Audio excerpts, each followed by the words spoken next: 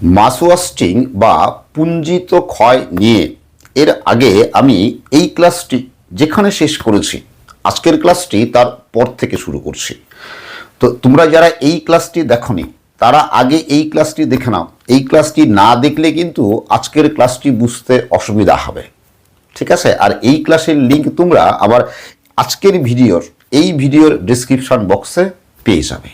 ওকে, দেখো, তো আজকের ক্লাসে আমরা এই মাস ওয়াস্টিং বা পুঞ্জিত ক্ষয়ের যে শ্রেণীবিভাগ, সেই শ্রেণীবিভাগ সম্পর্কে জানবো। আর তোমাদের পরীক্ষার প্রশ্ন কিন্তু এই শ্রেণীবিভাগ থেকেই আসবে, বেশি আসবে।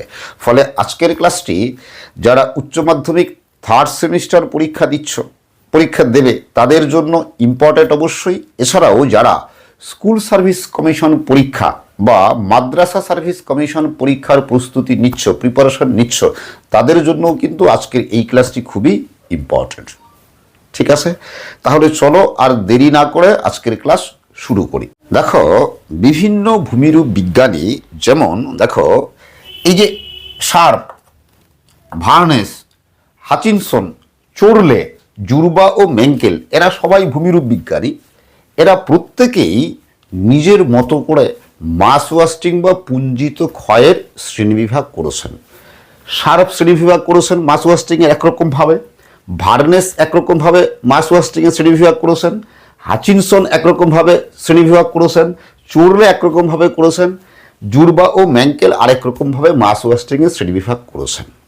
তো এই প্রত্যেকের শ্রেণীবিভাগ আলাদা আলাদা করে পড়ার কোনো প্রয়োজন নেই, ঠিক আছে? কারণ তোমাদের পরীক্ষায় তো আর বড় প্রশ্ন আসবে না, তাই কি না, যে মাস ওয়াস্টিং বা পুঞ্জিত ক্ষয়ের শ্রেণীবিভাগ আলোচনা করো, এরকম প্রশ্ন আসবে না। ওখান থেকে কি শর্ট কোশ্চেন আসবে, এমসিকিউ আসবে, তাই তো? ফলে আমরা প্রত্যেকের আলাদা আলাদা শ্রেণীবিভাগ না পড়ে আমরা একটা কমন শ্রেণীবিভাগ, পুঞ্জিত ক্ষয় বা মাস ওয়াস্টিংয়ের একটা সাধারণ বা কমন শ্রেণীবিভাগ পড়ব, যার মধ্যে এই প্রত্যেকের শ্রেণীবিভাগে প্রত্যেকেই যে শ্রেণীবিভাগ করেছেন, ঠিক আছে, যেভাবে করেছেন, যেগুলো উল্লেখ করেছেন, এই সাধারণ শ্রেণীবিভাগে সেগুলো থাকবে। এভাবে দেখো, আমরা মাস ওয়াস্টিং বা পুঞ্জিত ক্ষয়কে প্রথমে তিনটা প্রধান ভাগে ভাগ করতে পারি। কি সেই তিনটা ভাগ? দেখো, একটা হচ্ছে প্রবাহ বা ফ্লো, আর একটা হচ্ছে ধস বা স্লাইড, আর একটা হচ্ছে অবনমন বা সাবসিডেন্স। ঠিক আছে, এই তিনটা প্রধান ভাগ। এবার এগুলোর আবার বিভিন্ন ভাগ আছে। ওকে, তো প্রথমে আমরা দেখে নিই এই প্রবাহ কি, ধস কি, অবনমন কি। ঠিক আছে, দেখো তাহলে এই প্রবাহ বা ফ্লো কি। দেখো, মনে করো কোনো মৃদু ঢাল বা মাঝারি ঢালের কোনো ভূমি আছে। এই মনে করো মৃদু ঢাল বা মাঝারি ঢালের কোনো ভূমি আছে, ঠিক আছে? এবার এই ভূমির উপর দিয়ে শিলাচূর্ণ, নুড়ি, বালি, কাঁকর, মাটি, এগুলো ধীরে স্থানান্তরিত হচ্ছে, ঠিক এরকম ধীরে স্থানান্তরিত হচ্ছে, তখন সেটাকে বলা হয় প্রবাহ। ক্লিয়ার? কোথায় হবে? মৃদু এবং মাঝারি ঢালে, তাই তো? গতিবেগ কি হবে? ধীরে হবে এবং কিছুটা দ্রুত হতে পারে, তাই তো? তো ওই মৃদু এবং মাঝারি ঢালে যদি মাটি, মৃত্তিকা, শিলাচূর্ণ, আবহবিকারজাত পদার্থ, নুড়ি, কাঁকর, বালি, এগুলো স্থানান্তরিত হয়, তখন সেটাকে বলা হয় কি? প্রবাহ বা ফ্লো। ক্লিয়ার? আর ধস কোনটা আমরা জানি কি? মনে করো এই কোনো খাড়া ঢাল আছে, এই খাড়া ঢাল আছে। এবার কি হলো, এই খাড়া ঢালের এখানকার শিলাস্তর, খাড়া ঢালের এখানকার শিলাস্তর মনে করো হঠাৎ ভেঙে দ্রুত নিচে গড়িয়ে পড়ে গেল, ঠিক আছে? তাহলে সেটাকে কি বলবো আমরা? ধস বলবো, তাই তো? তাহলে খাড়া ঢালের শিলাস্তর যদি ভেঙে উপর থেকে দ্রুত নিচে গড়িয়ে পড়ে, তখন সেটাকে বলা হয় ধস। তাহলে আমরা এই প্রবাহ আর ধস, এই দুটো আলাদা করে বুঝলাম, তাই তো? এবার এই দুটার মধ্যে আরো কি কি পার্থক্য আছে দেখো। তাহলে এই প্রবাহের ক্ষেত্রে কি হয়? দেখো, এই যে নুড়ি, বালি, কাঁকরগুলো প্রবাহিত হচ্ছে, ঠিক আছে, এই প্রবাহিত হওয়ার সময় বা এই শিলাচূর্ণগুলো নিচের দিকে নামার সময় কি হয়, এই নিচে যে শিলাস্তরগুলো মানে শিলাচূর্ণগুলো আছে, এই নিচের শিলাচূর্ণগুলোর বা শিলার টুকরাগুলোর গতিবেগ কম হয়। কি বলছি? নিচের শিলাচূর্ণগুলোর গতিবেগ কম হয়, কিন্তু উপরের যে শিলাচূর্ণগুলো আছে, এই উপরের শিলাচূর্ণের গতিবেগ কিন্তু বেশি হয়। কিসের ক্ষেত্রে? প্রবাহ বা ফ্লো এর ক্ষেত্রে, ঠিক আছে। আর ধসের ক্ষেত্রে কিন্তু সেরকম কম বেশি হয় না, কি পুরোটাই এইটুকু অংশ কি করলো, ভেঙে পড়লো, ফলে সম্পূর্ণটার গতিবেগ কি একই রকমের হয়। বুঝে গেল পার্থক্য? আরেকটা পার্থক্য কিরকম দেখো, তাহলে এইটা কি হবে, খাড়া ঢালে হবে, ধস কি খাড়া ঢালে হবে, আর প্রবাহ বা ফ্লো কি মৃদু ও মাঝারি ঢালে হবে। এটা একটা হলো। আর কিরকম দেখো, এই যে প্রবাহের ক্ষেত্রে এই যে শিলাচূর্ণ, নুড়ি বালি কাঁকর এই যে নিচের দিকে নামছে, নামছে কেন বলো তো? নামছে তার কারণ হচ্ছে এই শিলাচূর্ণগুলো কি জল দ্বারা ভিজে বা জল দ্বারা সম্পৃক্ত হয়ে পিচ্ছিল হয়েছে, জল দ্বারা সম্পৃক্ত হয়ে পিচ্ছিল হয়েছে, জল দ্বারা সম্পৃক্ত হয়ে পিচ্ছিল হয়েছে বলেই এগুলো কি ধীরে ধীরে নিচের দিকে নেমে যাচ্ছে, তাই তো। তাহলে প্রবাহের ক্ষেত্রে কি হবে, শিলাচূর্ণ কি জল দ্বারা সম্পৃক্ত হবে, তাই তো। কিন্তু ধসের ক্ষেত্রে জল কি করে সাহায্য করে, ঠিকই, কি বলছি, ধসের ক্ষেত্রে জল সাহায্য করবে ঠিকই, কিন্তু এই যে শিলাচূর্ণ আছে পুরোপুরি কিন্তু জল দ্বারা সম্পৃক্ত হবে না, বা জল দ্বারা সম্পৃক্ত হয়ে পিচ্ছিল হওয়ার প্রয়োজন পড়বে না, বুঝতেই পারছো, তাই তো। তাহলে ধসের ক্ষেত্রে জল সাহায্য করবে ঠিকই, কিন্তু শিলাচূর্ণ সম্পূর্ণরূপে জল দ্বারা সম্পৃক্ত হওয়ার প্রয়োজন হয় না। কিন্তু প্রবাহ বা ফ্লো এর ক্ষেত্রে কি হবে, প্রবাহ বা ফ্লো এর ক্ষেত্রে শিলাচূর্ণ কি হবে, জল দ্বারা সম্পৃক্ত হয়ে পিচ্ছিল হবে, এরপরে সেগুলো ধীরে ধীরে নিচের দিকে নামতে থাকবে। এবার এই অবনমন বা সাবসিডেন্স কি দেখো কিরকম, খুব সহজ। কিরকম, মনে করো এই কোনো ভূপৃষ্ঠ আছে, এবার ভূ অভ্যন্তরে মাটির কিছুটা তলে গহ্বরের তৈরি হয়েছে, ঠিক আছে। কোথায় হয়, চুনাপাথর গঠিত অঞ্চলে হয়, এরকম মাটির ভেতরে কি গুহা বা গহ্বরের তৈরি হয়, এই তো অভ্যন্তরে। আর কোথায় হয়, যেখানে খনি অঞ্চল আছে, এই তো নিচের খনিজ পদার্থ তুলে নেওয়ার ফলে, নিচের খনিজ পদার্থ তুলে নেওয়ার ফলে মাটির নিচে এরকম শূন্যস্থান বা গহ্বরের তৈরি হয়। পশ্চিমবঙ্গের রানীগঞ্জে এরকম হয়, কয়লা খনি আছে, নিচ থেকে কয়লা তুলে নেওয়ার ফলে এরকম মাটির ভেতরে এরকম গহ্বর বা গর্তের মানে গহ্বর বা গুহার সৃষ্টি হয়। তো অনেক সময় কি হয়, এই যে গহ্বর আছে মাটির তলে, এই যে গর্ত বা গহ্বর আছে, তাহলে এটা কি গহ্বরের উপরে কি বা গুহার উপরে কি ছাদ, অনেক সময় কি হয় এই ছাদ পুরোটা কি ধসে যায়, সোজাসুজি নিচে বসে যায়। তো এরকম সোজাসুজি নিচে ভেঙে বসে যাওয়া বা ধসে যাওয়াটাকেই বলা হয় অবনমন বা সাবসিডেন্স, ঠিক আছে। তো রানীগঞ্জের কয়লা খনি অঞ্চলে এরকম মাঝে মাঝেই কি হয় বলতো, মাটি এরকম নিচে সরাসরি বসে যায়, তো এই বসে যাওয়াটা কি অবনমন বা সাবসিডেন্স। এরপর দেখো এই প্রবাহ বা ফ্লোকে আবার দুটো ভাগে ভাগ করা হয়। কি বলছি, প্রবাহ বা ফ্লোকে আবার দুটো ভাগে ভাগ করা হয়। একটা হচ্ছে দেখো ধীর প্রবাহ বা স্লো ফ্লো, আরেকটা হচ্ছে দ্রুত প্রবাহ বা র্যাপিড ফ্লো, ঠিক আছে। এবার এই ধীর প্রবাহের যে প্রক্রিয়াগুলো, ধীর প্রবাহের কতগুলো প্রক্রিয়া আছে, এই ধীর প্রবাহের প্রক্রিয়াগুলো কি কি দেখো, ধীর প্রবাহের প্রক্রিয়াগুলো হলো দেখো, একটা মৃত্তিকা বিসর্পণ বা সয়েল ক্রিপ, আর একটা টেলাস বিসর্পণ বা টেলাস ক্রিপ, আর একটা শিলা বিসর্পণ বা রক ক্রিপ, আর এটা হচ্ছে সলিফ্লাকশন। তো এগুলো কি সব ধীর প্রবাহ, ঠিক আছে।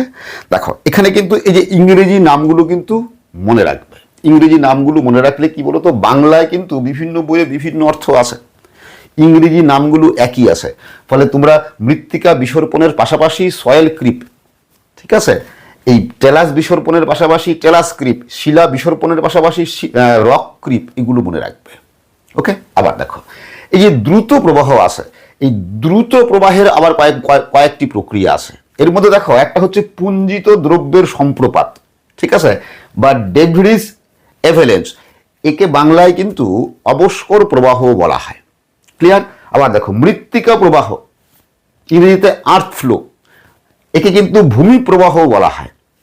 আবার দেখো কর্দম প্রবাহ বা মাড ফ্লো, ঠিক আছে। দেখো এখান থেকে কিন্তু কনফিউশনের শুরু। দেখো এই যে নামগুলো, এবার নামগুলো নিয়ে কিন্তু কনফিউশন হবে। দেখো মৃত্তিকা বিসর্পণ, মৃত্তিকা প্রবাহ, কোনটা ধীর কোনটা দ্রুত তোমাকে কিন্তু খুব ভালো করে মনে রাখতে হবে, ঠিক আছে।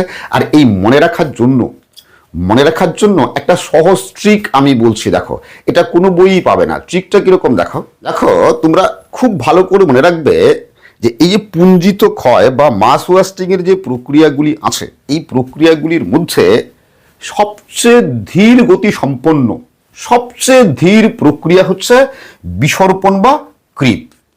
ক্লিয়ার? তার মানে যেসব প্রক্রিয়ার সাথে এই বিসর্পণ বা ক্রিপ লেখা থাকবে সেগুলো কি ধীরতম প্রক্রিয়া, ধীর প্রক্রিয়া, তাই তো? তাহলে মাস ওয়াস্টিং বা পুঞ্জিত ক্ষয়ের সবচেয়ে ধীর প্রক্রিয়া কোনটা? বিসর্পণ বা ক্রিপ। এটা দিয়ে কিন্তু প্রশ্ন হয়, এরকম প্রশ্ন হয় যে মৃত্তিকা ক্ষয়ের সবচেয়ে ধীরতম প্রক্রিয়া হলো, তাহলে কি হবে? 4টা অপশন দেওয়া থাকবে, ঠিক আছে? এবার তুমি কি দেখবে যে অপশনটার পাশে বিসর্পণ বা ক্রিপ লেখা আছে সেটাই হবে সঠিক উত্তর, তাই তো? তাহলে বিসর্পণ বা ক্রিপ হচ্ছে সবচেয়ে ধীরতম প্রক্রিয়া। ক্লিয়ার? এরপর দেখো, তো এই বিসর্পণের চেয়ে গতিবেগ বেশি হচ্ছে প্রবাহ বা ফ্লো। ক্লিয়ার? তাহলে প্রথমে বিসর্পণ, তার চেয়ে গতিবেগ বেশি কার? প্রবাহ বা ফ্লো। এবার প্রবাহ বা ফ্লো এর চেয়ে গতিবেগ বেশি হচ্ছে ধস বা পতনের, ধস বা স্লাইডের গতিবেগ বেশি, ঠিক আছে? এবার ধস বা স্লাইডের চেয়েও গতিবেগ বেশি হচ্ছে পতন বা ফলের। তো আমরা যদি পুঞ্জিত ক্ষয়ের প্রক্রিয়াগুলি ধীর থেকে দ্রুত ক্রমশ সাজাই, পর্যায়ক্রমে সাজাই, তাহলে কি পাবো? প্রথমে বিসর্পণ, তারপরে প্রবাহ, তারপরে ধস, তারপরে পতন। এটা যদি মনে রাখতে পারো, এইটুকু মনে রাখলেই, এটা খুব সহজ মনে রাখা, এইটুকু মনে রাখলেই তোমরা দেখবে প্রচুর এমসিকিউর উত্তর তোমরা নিজের থেকেই করে ফেলতে পারবে, ঠিক আছে? তো এই যে সিকোয়েন্সটা আছে, এটা দিয়েই কিন্তু প্রশ্ন হতে পারে, ঠিক আছে? কিরকম প্রশ্ন হতে পারে দেখো, প্রশ্ন হতে পারে ধীর থেকে ক্রমশ দ্রুত পুঞ্জিত ক্ষয়ের প্রক্রিয়াগুলির সঠিক পর্যায়ক্রমটি হলো অপশন এ প্রবাহ, বিসর্পণ, পতন, ধস। বি বিসর্পণ, প্রবাহ, ধস, পতন। সি পতন, ধস, প্রবাহ, বিসর্পণ। ডি প্রবাহ, পতন, ধস, বিসর্পণ। তাহলে বুঝতেই পারছো অ্যান্সার কোনটা হবে? উত্তর হবে বি, বিসর্পণ, প্রবাহ, ধস, পতন। এরপর দেখো, এই যে ধীর প্রবাহের যে প্রক্রিয়াগুলো আছে, এই প্রত্যেকটা প্রক্রিয়া সম্পর্কে আলাদা করে জানতে হবে। মৃত্তিকা বিসর্পণ কি, টেলাস বিসর্পণ কি, শিলা বিসর্পণ কি, সলিফ্লাকশন কি, ওকে? আবার এই দ্রুত প্রবাহ এর যে প্রক্রিয়াগুলি আছে, পুঞ্জিত দ্রব্যের সম্প্রপাত, মৃত্তিকা প্রবাহ, কর্দম প্রবাহ, এগুলোকেও প্রত্যেকটা আলাদা করে ডিটেলসে জানতে হবে। তাছাড়া ধস এর ভাগ আছে, সেগুলো জানতে হবে। অবনমন বা সাবসিডেন্স এর ভাগ আছে, সেগুলো ডিটেলসে জানতে হবে।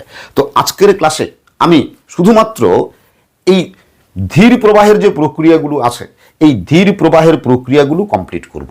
এরপরে নেক্সট আরও 2টা ক্লাস লাগবে, নেক্সট ক্লাসে বাকি প্রক্রিয়াগুলি কমপ্লিট করব, ঠিক আছে? আর নেক্সট যে ক্লাস হবে সেটা কিন্তু আমার যারা চ্যানেলের মেম্বারদের জন্য ক্লাস হবে।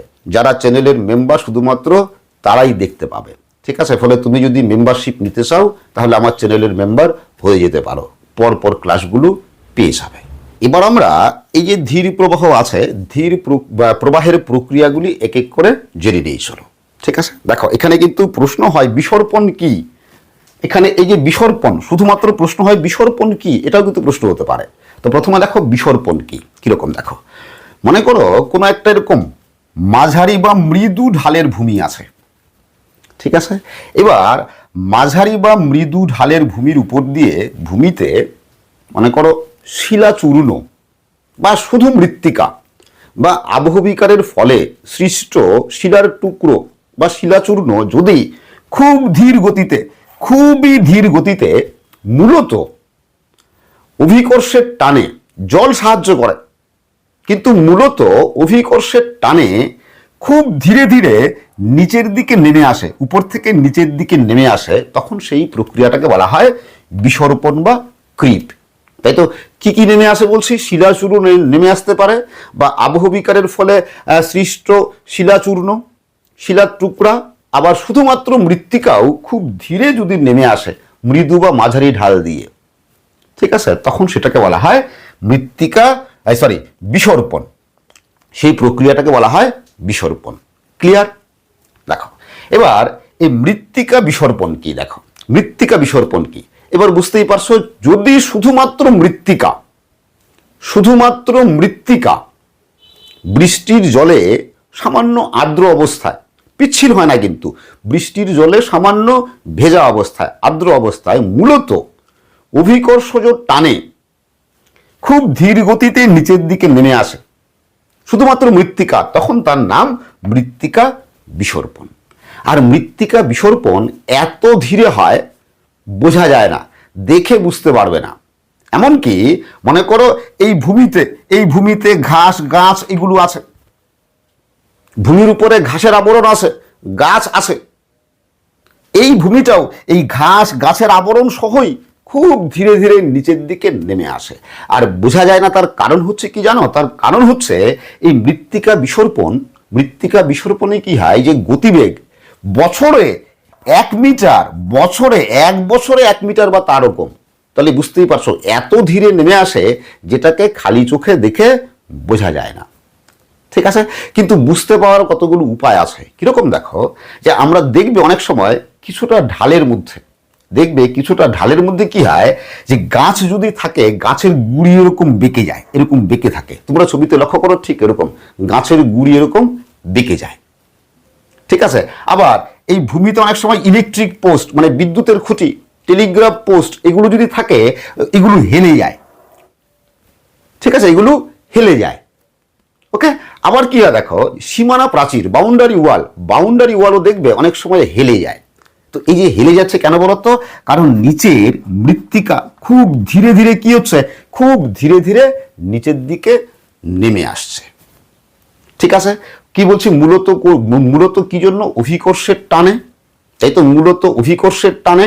তো মূলত অভিকর্ষের টানে এরকম মৃত্তিকা জল দ্বারা কি, জল কিছুটা সাহায্য করবে, জলে ভিজবে কিন্তু একদম পুরো পিচ্ছিল হবে না, জলে ভেজা থাকবে কিন্তু পুরো পিচ্ছিল হবে না। ঠিক আছে, তো মৃত্তিকা এরকম ধীরে ধীরে নেমে আসলে সেটাকে বলা হয় মৃত্তিকা বিসর্পণ বা সয়েল ক্রিপ, শুধুমাত্র মৃত্তিকা কিন্তু।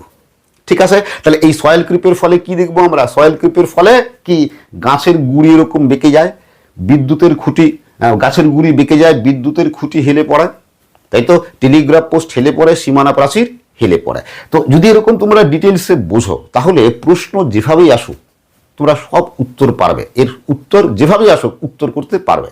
যেমন দেখো প্রশ্ন কি আসতে পারে, দেখো 1 নম্বর প্রশ্ন, মৃদু ঢালে মূলত অভিকর্ষের টানে মৃত্তিকা শিলাচূর্ণ বা আবহবিকারজাত পদার্থ খুব ধীর গতিতে স্থানান্তরিত হওয়াকে বলে অপশন এ প্রবাহ, অপশন বি বিসর্পণ, অপশন সি পতন, অপশন ডি ধস। বুঝতেই পারছো উত্তর কি হবে? Option B বিসর্পণ।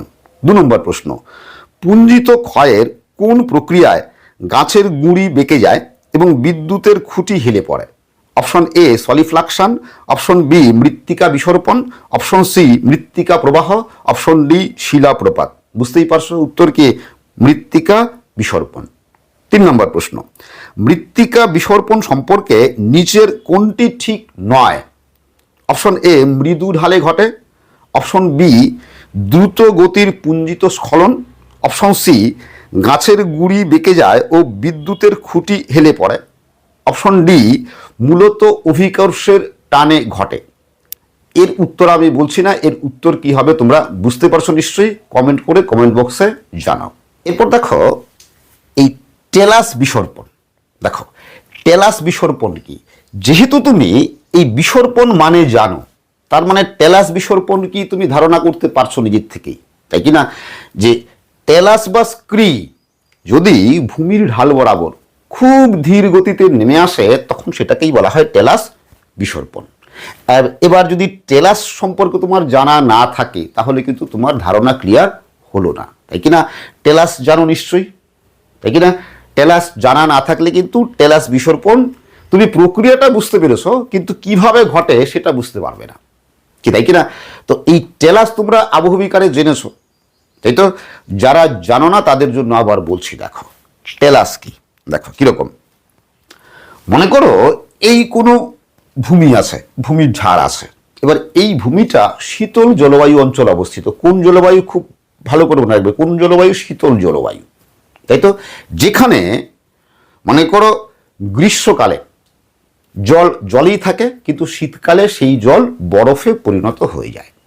অথবা মনে করো চরমভাবাপন্ন জলবায়ু, যেখানে দিনের বেলায় উষ্ণতা হিমাঙ্কের উপর থাকে 0 ডিগ্রির বেশি, মানে জল জলেই থাকে কিন্তু রাতে উষ্ণতা হিমাঙ্কের নিচে নেমে যায়, মানে জল বরফে পরিণত হয়। এরকম জায়গা কি শীতল জলবায়ু বা চরমভাবাপন্ন জলবায়ু, তাই তো। তো মনে করো এই শীতল জলবায়ু অঞ্চলে পর্বতের ঢালে, যেখানে গ্রীষ্মকালে জল জলেই থাকে কিন্তু শীতকালে উষ্ণতা হিমাঙ্কের নিচে নেমে যায় বলে বরফে পরিণত হয়। ঠিক আছে, তো মনে করো ওরকম জায়গায় এরকম ভূমি আছে, ঢাল আছে ভূমির, এবার শিলাস্তর এরকম ফাটল আছে, শিলাস্তর এরকম বিভিন্ন ফাটল আছে। তাহলে গ্রীষ্মকালে কি হবে? এই ফাটলে কি হবে? ফাটলে কি জল প্রবেশ করবে, কারণ গ্রীষ্মকালে উষ্ণতা বেশি, হিমাঙ্কের উপরে 0 ডিগ্রি বেশি, জল প্রবেশ করবে। এবার যখন শীতকাল আসবে, শীতকালে এলে কি হবে? এই যে ফাটলে জল প্রবেশ করবে সেই জল কি হবে? বরফে পরিণত হবে। আর আমরা কি জানি? জল বরফে পরিণত হলে আয়তনে বাড়ে, তাই কি না? আয়তনে বৃদ্ধি পায়। ফলে এই যে জল বরফে পরিণত হলো, ফাটলের জল বরফে পরিণত হলে আয়তনে বাড়ছে, বাড়ার জন্য সে কি করবে? ফাটলের গায়ে চাপ প্রয়োগ করবে, তাই কি না? ফাটলের গায়ে চাপ দিবে। তো এভাবে ফাটলের গায়ে চাপ দিলে বলতো এই ফাটল আবার কি আয়তনে বাড়বে, তাই কি না? আয়তনে বাড়বে। এবার এই প্রক্রিয়া বেশ কিছু বছর ধরে চলতে থাকলে একসময় কি বলতো, যে এই যে শিলাস্তরটা আছে কি ভেঙে টুকরো টুকরো হয়ে যাবে। আর আবহবিকারের এই প্রক্রিয়াটাকে কি বলা হয়? তুহিন খণ্ডীকরণ প্রক্রিয়া। কি বলা হয়? তুহিন খণ্ডীকরণ প্রক্রিয়া, তাই তো। তাহলে এটা সরাসরি আবহবিকার প্রক্রিয়ার সঙ্গে যুক্ত, তাই তো। কি তুহিন খণ্ডীকরণ প্রক্রিয়া, তাই তো। কোন জলবায়ু অঞ্চলে ঘটবে? শীতল জলবায়ু অঞ্চলে ঘটবে, তাই তো। এবার এই যে শিলাস্তরটা ভেঙে টুকরো টুকরো হয়, তো এর মধ্যে এই যে এরকম কোণ বিশিষ্ট, কোণাকৃতি কোণ বিশিষ্ট যে শিলার টুকরা তৈরি হয় সেগুলোকে বলা হয় টেলাস। মানে এরকম কোণ থাকবে, কোণ বিশিষ্ট যে শিলা তৈরি হয়, শিলার টুকরো তৈরি হয়, সেগুলোকে বলা হয় টেলাস। আবার এরকম শঙ্কুর মতো, এরকম শঙ্কু আকৃতির যে শিলার টুকরো তৈরি হয় সেগুলোকে বলা হয় স্ক্রি। ঠিক আছে, এবার এই শিলাস্তরটা ভেঙে টুকরো টুকরো হলো, এই কোণ বিশিষ্ট টুকরাগুলোকে টেলাস, শঙ্কু আকৃতির শিলা টুকরোগুলোকে স্ক্রি। এবার এই শিলার টুকরোগুলো যদি খুব ধীর গতিতে ঢাল বেয়ে নিচে নেমে আসে, তখন সেটাকে বলা হয় কি টেলাস বিসর্পণ। এবার ক্লিয়ার হলো? এবার দেখো এখান থেকে কি প্রশ্ন হতে পারে, এর উত্তর তোমরা সহজে পারবে। কিরকম প্রশ্ন হতে পারে দেখো, 4 নম্বর প্রশ্নটা দেখো, যে টেলাস বিসর্পণ সম্পর্কে নিচের কোনটি ঠিক? অপশন এ শীতল জলবায়ু অঞ্চলে ঘটে, অপশন বি এর সাথে যান্ত্রিক আবহবিকারের তুহিন খণ্ডীকরণ প্রক্রিয়া যুক্ত, অপশন সি এ এবং বি উভয়ই সঠিক, অপশন ডি এ সঠিক কিন্তু বি ভুল। বুঝতেই পারছো উত্তর কি হবে? উত্তর হবে অপশন সি, এ এবং বি উভয়ই সঠিক। এরপর দেখো এই শিলা বিসর্পণ বা রক ক্রিপ, তো এটাও বুঝতে পারছো তাই তো। কি শিলার টুকরা যদি খুব ধীর গতিতে ভূমির ঢাল বরাবর নেমে আসে, তখন সেটাকে বলা হয় শিলা বিসর্পণ বা রক ক্রিপ, তাই তো। তো এই শিলার টুকরো কোথা থেকে আসে? শিলার টুকরো কিভাবে তৈরি হয়? দেখো আবহবিকারের বিভিন্ন প্রক্রিয়ায় তৈরি হয়, ঠিক আছে। তুহিন খণ্ডীকরণ প্রক্রিয়ায় তৈরি হলে সেটা কি টেলাস বিসর্পণ। তো এই তুহিন খণ্ডীকরণ ছাড়া মনে করো প্রস্তরসায়ী খণ্ডীকরণ, ক্ষুদ্রকণা বিসরণ, তাই তো। আবহবিকারের এই প্রক্রিয়ায় যে শিলার টুকরো বা শিলা চূর্ণ বিচূর্ণ হয়, শিলা চূর্ণের সৃষ্টি হয়, সেই শিলার চূর্ণ যদি মূলত মাধ্যাকর্ষণ শক্তির টানে খুব ধীর গতিতে উপর থেকে নিচের দিকে নেমে আসে, তখন সেটাকে বলা হয় শিলা বিসর্পণ। তাহলে শিলা বিসর্পণ মানে কি বলতো? শিলার টুকরো, শুধু মাটি নয় কিন্তু, শিলার টুকরো যদি মানে আবহবিকারের ফলে সৃষ্ট শিলার টুকরো যদি খুব ধীর গতিতে নেমে আসে, তখন সেটা রক ক্রিপ বা শিলা বিসর্পণ। তো এটাও প্রশ্ন হতে পারে। ওকে, কেমন প্রশ্ন হতে পারে দেখো, 5 নম্বর প্রশ্নটা দেখো, আবহবিকারগ্রস্ত শিলাচূর্ণ খুব ধীর গতিতে স্থানান্তরিত হলে তাকে বলে এ শিলাপ্রপাত, বি ধস, সি শিলা বিসর্পণ, ডি অবস্কর প্রপাত। বুঝতেই পারছো উত্তর কি হবে? শিলা বিসর্পণ। এরপর দেখো এই সলিফ্লাকশন, এই সলিফ্লাকশনটা কি খুব ইম্পর্টেন্ট কিন্তু। ওকে, দেখো সলিফ্লাকশন কি, দেখো যে উচ্চ অক্ষাংশের দিকে বা মানে মেরু অঞ্চলের কাছাকাছি, উচ্চ অক্ষাংশের দিকে বা মেরু অঞ্চলের কাছাকাছি বা অধিক উচ্চতাযুক্ত অঞ্চলে, বেশি উচ্চতাযুক্ত অঞ্চলে, কোন কোন অঞ্চল মনে থাকবে কি বলছি? মেরু অঞ্চলের কাছাকাছি বা উচ্চ অক্ষাংশের দিকে এবং অধিক উচ্চতাযুক্ত অঞ্চলে শিলাচূর্ণ এবং মৃত্তিকা দুটাই, কিন্তু মৃত্তিকা এবং শিলাচূর্ণ যদি জল দ্বারা সম্পূর্ণরূপে সম্পৃক্ত হয়ে, জল দ্বারা সম্পূর্ণরূপে সম্পৃক্ত হয়ে পিচ্ছিল হয় এবং ভূমির ঢাল বরাবর নিচের দিকে নেমে আসে, তখন সেটাকে এই সলিফ্লাকশন বলে। ক্লিয়ার? দেখো তাহলে মৃত্তিকা বিসর্পণে কি? শুধু মৃত্তিকা। টেলাস বিসর্পণে কি? শুধু টেলাস বা স্ক্রি। শিলা বিসর্পণে কি? শুধুমাত্র শিলার টুকরো। আর সলিফ্লাকশনে কি? মৃত্তিকা এবং শিলাচূর্ণ উভয়ই। ঠিক আছে, মৃত্তিকা এবং শিলাচূর্ণ উভয়ই। এবার দেখো এই মৃত্তিকা বিসর্পণে কিন্তু মৃত্তিকা একদম পুরোপুরি জল দ্বারা সম্পৃক্ত হয়ে পিচ্ছিল হওয়ার প্রয়োজন হয় না। টেলাস বিসর্পণেও মৃত্তিকা পুরোপুরি জল দ্বারা সম্পৃক্ত হয়ে পিচ্ছিল হওয়ার প্রয়োজন হয় না। শিলা বিসর্পণেও কিন্তু শিলাচূর্ণ জল দ্বারা সম্পৃক্ত হয়ে পিচ্ছিল হওয়ার প্রয়োজন হয় না। কিন্তু এই সলিফ্লাকশনে কি হয়? সলিফ্লাকশনে মৃত্তিকা এবং শিলাচূর্ণ সবই, দুটাই জল দ্বারা পুরোপুরি সম্পৃক্ত হয়ে পিচ্ছিল হয়, পিচ্ছিল হয়ে ঢাল বরাবর নিচের দিকে নেমে আসে। নেমে আসলে সেটাকে বলা হয় সলিফ্লাকশন। কি বলছি? তাহলে জল দ্বারা সম্পূর্ণরূপে সম্পৃক্ত হওয়ার পরে, তাই তো, যদি নেমে আসে তখন সেটাকে বলা হয় সলিফ্লাকশন। তাই তো? কোথায় ঘটবে? কোথায় ঘটবে? কি উচ্চ অক্ষাংশের দিকে বা মেরু অঞ্চলের কাছাকাছি বা কোথায়? অধিক উচ্চতাযুক্ত অঞ্চলে। তাই তো? তাহলে জল দ্বারা সম্পৃক্ত হওয়ার পর যদি সেটা নিচের দিকে নেমে আসে তখন সেটাকে বলা হয় কি? সলিফ্লাকশন। তাহলে বুঝতেই পারছো এই সলিফ্লাকশনের গতি কিন্তু এই তিনটার চেয়ে গতি কিছুটা বেশি হবে। কারণ বুঝতেই পারছো, এটাও ধীর গতি সম্পন্ন, সলিফ্লাকশনও ধীর গতি সম্পন্ন, কিন্তু এই তিনটার চেয়ে কিন্তু গতিবেগ কিছুটা বেশি হবে। কেন? বুঝতেই পারছো তার কারণ কি? কারণ কি? কারণ হচ্ছে যেহেতু জল দ্বারা সম্পূর্ণরূপে সম্পৃক্ত হয়ে পিচ্ছিল হচ্ছে, তাই তো, এই জন্য গতিবেগ কিছুটা বেশি হবে। ক্লিয়ার? দেখো এবার এবার যদি এই যে, তাহলে এই যে জল দ্বারা সম্পৃক্ত হচ্ছে বলছি, সেই জল কি? বৃষ্টির জল হতে পারে, ভৌম জল হতে পারে, তাই তো, বৃষ্টির জল হতে পারে, ভৌম জল হতে পারে। কিন্তু যদি মনে রাখবে, যদি বরফ গোলা জল দ্বারা, বরফ গোলা জল দ্বারা সম্পৃক্ত হয়, শিলাচূর্ণ মৃত্তিকা সম্পৃক্ত হয় শুধুমাত্র বরফ গোলা জল দ্বারা, বৃষ্টির জল বা ভৌম জল না, কিন্তু শুধুমাত্র বরফ গোলা জল দ্বারা যদি এই মৃত্তিকাও শিলাচূর্ণ সম্পৃক্ত হওয়ার পরে নিচের দিকে নেমে আসে তখন সেটাকে জেলিফ্লাকশন বলে। কি বলছি? তখন সেটাকে জেলিফ্লাকশন বলে। কি? বরফ গোলা জল দ্বারা যদি সম্পৃক্ত হয় এবং যদি নেমে আসে তখন সেটা জেলিফ্লাকশন। বৃষ্টির জল দ্বারা সম্পৃক্ত হয়ে নেমে আসলে কিন্তু সেটাকে কি? জেলিফ্লাকশন বলবে না, কি বলবে? কি? সলিফ্লাকশন। ক্লিয়ার? দেখো তো এই সলিফ্লাকশন শব্দটা প্রথম অ্যান্ডারসন সলিফ্লাকশন শব্দটা প্রথম ব্যবহার করেন। তাহলে দেখো সলিফ্লাকশন আর জেলিফ্লাকশন নিশ্চয়ই বুঝতে পেরেছো। কি? জল দ্বারা সম্পৃক্ত হওয়ার পরে যদি নেমে আসে তখন সেটা সলিফ্লাকশন। এটা যে কোনো জল হতে পারে। এবার সলিফ্লাকশনের একটা রূপ হচ্ছে কি? জেলিফ্লাকশন। জেলিফ্লাকশনটা কি? যদি শুধুমাত্র তুষারের বরফ গোলা জল দ্বারা সম্পৃক্ত হয়ে নেমে আসে তখন সেটা হচ্ছে জেলিফ্লাকশন। আবার যদি এই সলিফ্লাকশন প্রক্রিয়া, মনে রাখবে, সলিফ্লাকশন প্রক্রিয়া যদি পেরিগ্লেসিয়াল রিজিয়ন বা পরিহিমবাহ অঞ্চলে ঘটে, কি বলছি? পেরিগ্লেসিয়াল রিজিয়ন বা পরিহিমবাহ অঞ্চলে ঘটে। কোন প্রক্রিয়া?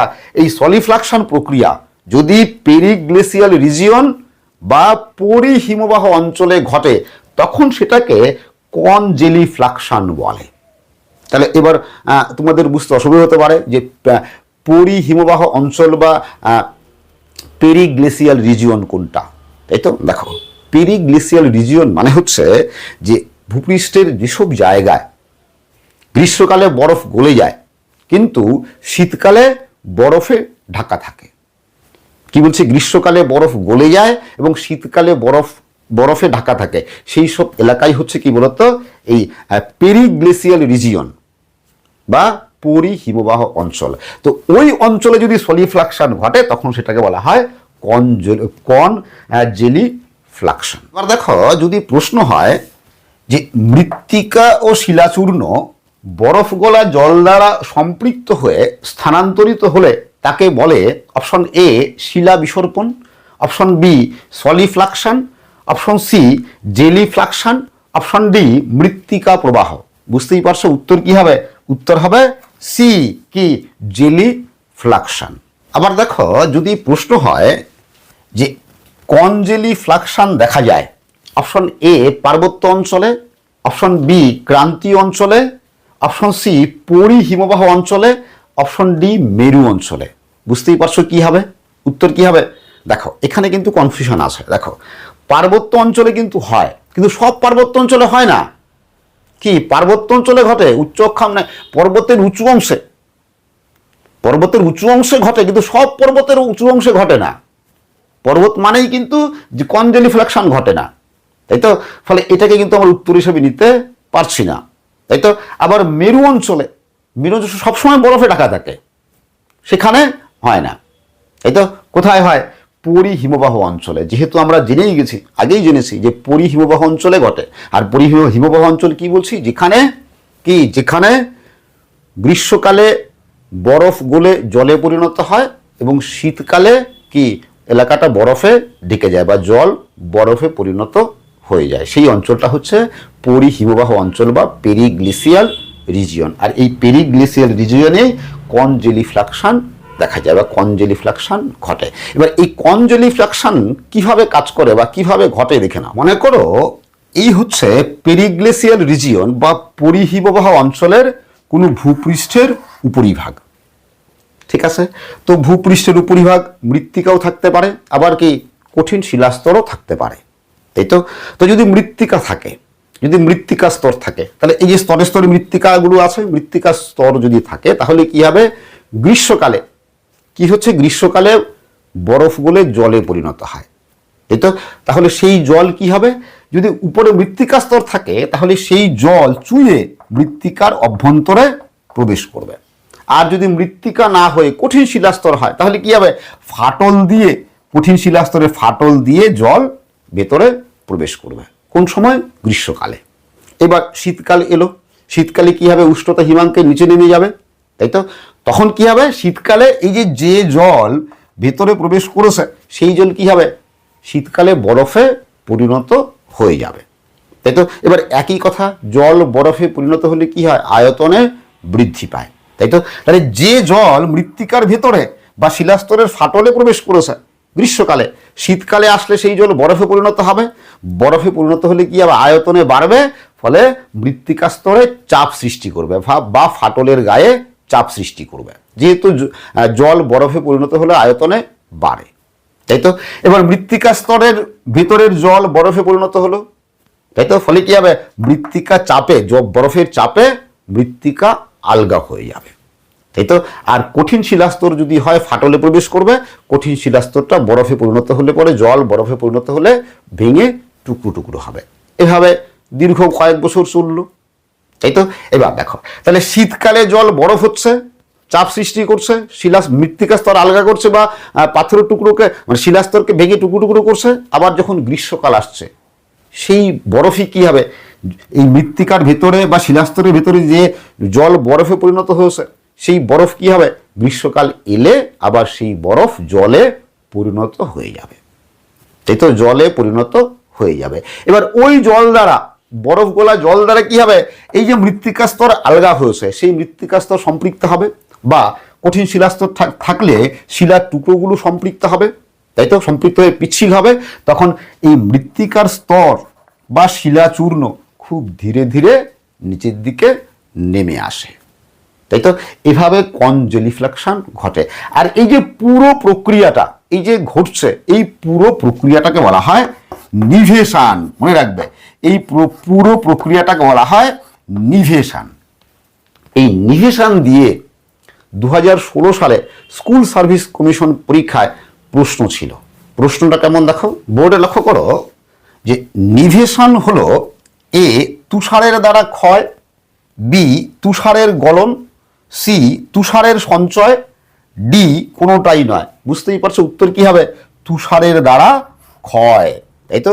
দেখো তোমরা যারা উচ্চ মাধ্যমিক পড়ছো, থার্ড সেমিস্টার পরীক্ষা দেবে, যদি এভাবে ডিটেলসে বুঝে পড়ো তাহলে পরবর্তীকালে তোমরা কিন্তু কম্পিটিটিভ পরীক্ষার জন্য অনেকটাই এগিয়ে থাকবে। দেখো এখান থেকেই এটাই কিন্তু স্কুল সার্ভিস কমিশনের পরীক্ষায় প্রশ্ন ছিল। বইয়ে কিন্তু খুব একটা ভালো করে সব বইয়ে পাবে না, ঠিক আছে?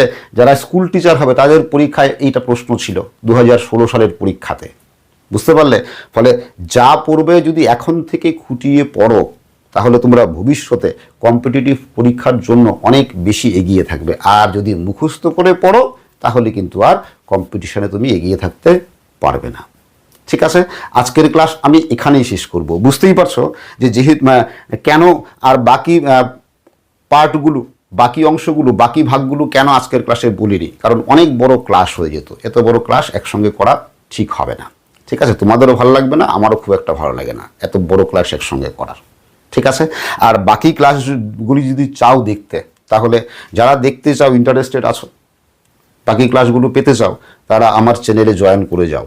ঠিক আছে, মেম্বারশিপ নিয়ে নাও, বাকি ক্লাসগুলো পেয়ে যাবে। ওকে, তোমরা সবাই ভালো থাকবে, সুস্থ থাকবে, আবার দেখা হবে পরের ক্লাসে।